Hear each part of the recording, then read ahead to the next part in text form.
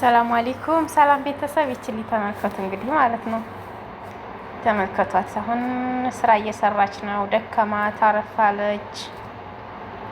በቃ ከወዲያ ልጅቷ እየተናገረቻት ነው። ወደዛ ሂጂ ምናምን እያለቻት ነው። በጣም ደክማታል። እውነት ታሳዝናለች። እኔ እናት በጣም ደክማታል። ወደዛ ሂጂ እያለቻት ነው ልጅቷ። ከዚያ በር ቆቅ ብሎ ሲከፈትባት ብድግ አለች። እናትየዋ መጣችባት ማለት ነው። እና ይሄ ድብቅ ካሜራ እንግዲህ ምን እንደምንሰራ ምን እንደምናደርግ ውጭ ላይም ሆነ ቤት ውስጥ ሆነ የትም ቦታ ላይ ሆነ ካሜራዎች ይቀርጻሉ ማለት ነው።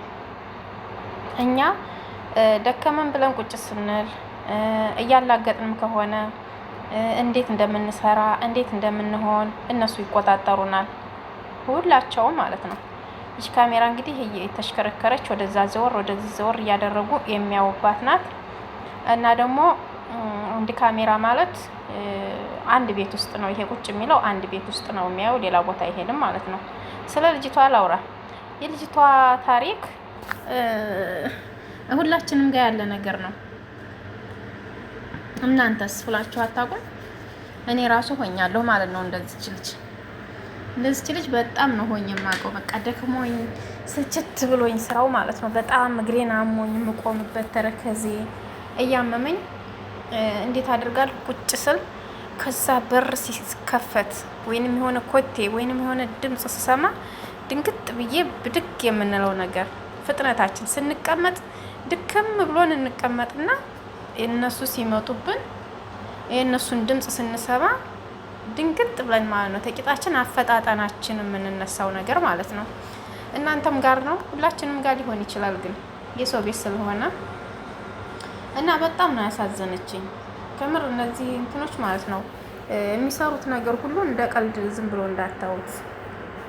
በጣም አስተማሪ ነገር ነው እንትን የሚሉልን ማለት ነው። እና እንግዲህ ራሷ ሰርታ ለቀው ይሁን በድብቅ ካሜራ ተቀርጻም ይሁን በካሜራው ቀርጿት እነሱ ለቀዋት አውጥተዋት ሊሆን ይችላል፣ አይታወቅም። አላሁ አለም። አገኘኋት አመጣኋት ማለት ነው። አስተማሪ ይሆናል ብዬ ነው ያመጣሁት። እህቶቼ አትደናገጡ ለማለት ነው። መደናገጥ የለብንም። ከደከመን እርፍ ማለት አለብን። ምን ነው ሲሉን ሾይ ብርታ خلاص ትንሽ አረፍ ልበል ደክሞኝ ነው። እንደ ደከመን እኮ ያውቃሉ፣ እንደ ለፋን እኮ ያውቃሉ። ግን የኛ ልፋትና የኛ ድካም ምንም አይመስላቸውም እንጂ እነሱ ምንም አይመስላቸው። በቃ 24 ሰዓት እንዳህያ ዝም ብለን ብንሰራ ምንም ይደክመን አይመስላቸውም። ብራችንን እየከፈልን ነው የሚሉት። በብራችን እኮ ነው ብር እየከፈልንሽ እኮ ነው የሚሉም ሰዎች አሉ እኮ። አፍ አውጥተው የሚናገሩ እኮ ነው። ቋንቋቸውን በደንብ ከቻላችሁ ማለት ነው። እንደዛ እኮ የሚሉ ሰዎች አሉ።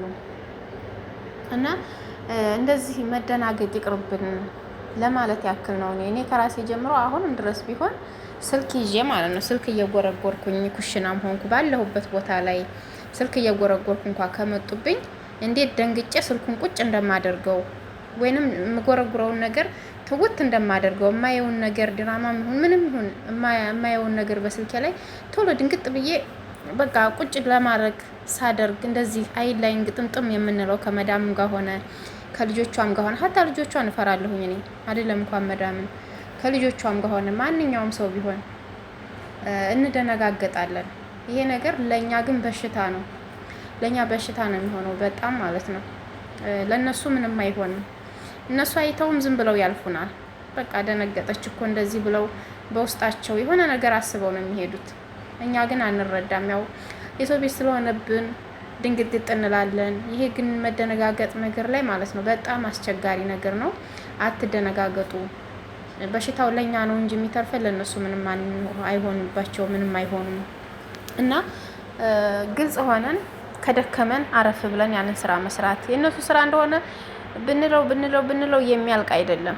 ወላሂ ምንም አያልቅም። ትተነው አረፍ ካላልን ምናምን ካላልን በስተቀር ጨረስን ስንል ይተካል። በተለይ ልጅ ያለበት ቤት ማለት ነው ይተካል፣ ይጨምራል፣ ይቀጥላል እንጂ ምንም አይነት የሚቀር ነገር የለም። ስራቸው አለቀ የሚባል ነገር የለም ማለት ነው። እና እህቶቼ በስደት ያላችሁ በተለይ አዲስ ለምትመጡ ልጆች ነው አዲስ የምትመጡ ልጆች አትደናገጡ፣ አይዟችሁ። ፍሪ ሆናችሁ በቃ አይምሯችሁን ፍሪ ያሆናችሁ ስሩ ማለት ነው። በምንም ነገር አትደናገጡ። በድብቅ ካሜራ ደግሞ አትደናገጡ። ካሜራ አለ እዚህ ቤት አልበላም አልጠጣም አትበሉ። ብሉ፣ ጠጡ፣ ታጠቡ፣ ልበሱ፣ ተቀቡ፣ የፈለጋችሁትን ነገር አድርጉ ማለት ነው። ምግብም የምትፈልጉትን ሰርታችሁ ብሉ። እነሱ ግን የደበቁትን ነገር ሰው እንዳያገኝባቸው፣ ልጆቻቸው እንዳይበሉባቸው፣ ሀታ እንኳን ልጆቻቸው እንዳይበሉባቸው የሚደብቁት ነገር አለ። አንዳንድ ነገር ውድ የሚወዱት ነገር ማለት ነው። ያንን ነገር አትንኩ። እነሱ እንዳይነካባቸው አሽሸው የሚደብቁትን ነገር አትንኩባቸው እንጂ ሌላ ነገር ቂጣ ጋግራችሁ መብላት፣ ገንፋ ገንፍታችሁ መብላት፣ የሆነ ነገር በቃ ወጥ ሰርታችሁ የመብላት የምትፈልጉት ነገር ካለ ያንን እየሰራችሁ ብትበሉ አረቦች ለምግብ ብዙም እንትን አይሉም ማለት ነው። እና እንደዛ መሆን የለባችሁም። ካሜራ አለ ብላችሁ ቤት ውስጥ አትደናገጡ። ራሳችሁን ፍሬ አድርጉት። በቃ ደስተኛ አርጋችሁ ራሳችሁን ስሩ ማለት ነው። ምንም እንትን አትበሉ። እህቶቼ አዲስ የምትመጡ ትፈራላችሁ። በዚህ ነገር ላይ ኢትዮጵያ አሁን ኑሮ ውድ ነው። ሄዳችሁ ሳይታችሁ ስለመጣችሁ ኢትዮጵያ ስትመጡ ብዙ ነገር ውድ ስለሆነ እዚህ ሀገርም እንዴት ነው እንደዚህ ብናደርግባቸው እኮ ይሄ ነገር ውድ ስለሆነ ትቆጣኝ ይሆናል ብላችሁ የምታስቡትም ነገር ሊኖር ይችላል። ያንን ነገር ደግሞ ወደኋላ ጣሉት። እዚህ ሀገር ላይ እንዳኗኗሩ ኑሮ ትንሽ ውድም ቢሆንም ያን ያክል የሚጋነን አይደለም እንደ ኢትዮጵያ ማለት ነው። ዱቄት ለምሳሌ በ10 ምናምን ብር ይገዛል። ትልቁ ማዳበሪያ ደግሞ በ30 ብር በ40 ብር ይገዛል። 50 ኪሎ ማለት ነው። ትንንሾቹ ደግሞ የወረቀቶቹ ደግሞ 5 ብር 6 ብር ናቸው። ያን ያክል የሚጋነን አይደለም። ርካሽ ነው። ስኳር ብትሉት፣ ሻይ አፍልታችሁ መጠጣት፣ ወተት አፍልታችሁ መጠጣት፣ የተለያዩ ነገሮች ማንኛውም ነገር እንዳኗኗራቸው ትንሽ ያው ከድሮ ጨምሯል እንጂ ልክ እንደ ኢትዮጵያ ተጋኖ የሚታይ አይደለም ማለት ነው። እና ሌላ ቦታ ኮሜንት በዛኛው ቻናሌ ኮሜንት ላይ ምን አለች አንድ ልጅ፣ ፈራሁኝ ቂጣ ጋግሬ ብበላ ችግር አለው ወይ ውድ እንደሆነ ብዬ ዱቄቱ ፈርቼ ነው ምናምን ብላ አንድ ልጅ ኮምታልኝ ነበረ። የኔ ውድ እህት ማለት ነው። በጣም አንጀቴን የበላኝ ነገር የዛች ልጅ ኮሜንት ነው። እንግዲህ አዲስ ስትመጡ እንደዛ ትፈራላችሁ።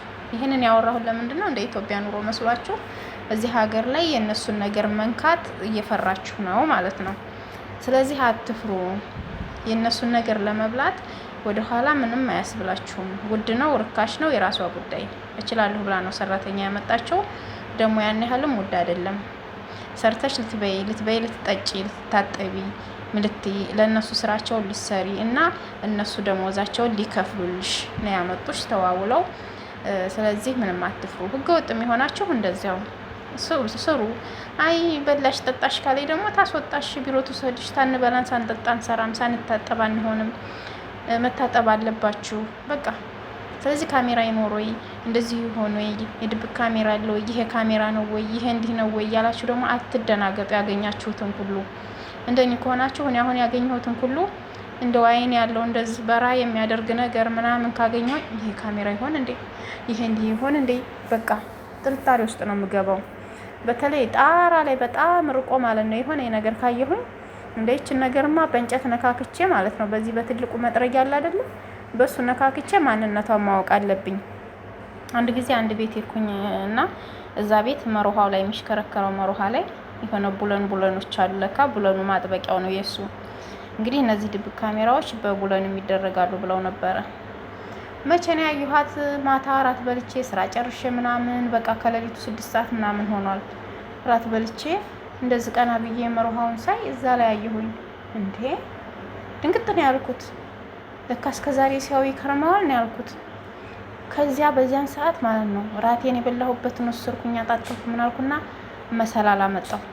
ያ መሰላል አምጥቼ እዛ መሮሃ ላይ እንደሚያጸዳ ሰው ሆኜ ማለት ነው መንሽፋ ይዤ ድንገት እንኳን ቢመጡብኝ ብዬ ማለት ነው መንሽፋ ይዤ መሮሃውን እንደማጽዳት እያልኩኝ ያችን ነገር ማንነቷን አወቅኩኝ ማለት ነው። ቡለን ነው ያጣበቁበት መሮሃው እንዳይወድቅ ጥብቅ የሚያደርጉበት ሚስማር አለ አይደለ?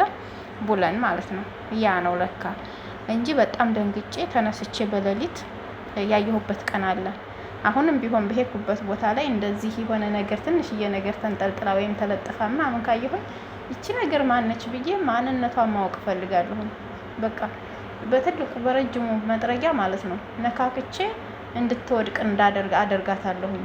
እፈራለሁኝ እኔም ማለት ነው። ሁላችንም እንፈራለን የድብቅ ነገር እንዳያዩን በቃ እንደዛ ነገሮችን እንፈራለን፣ ግን መፍራት የለብንም።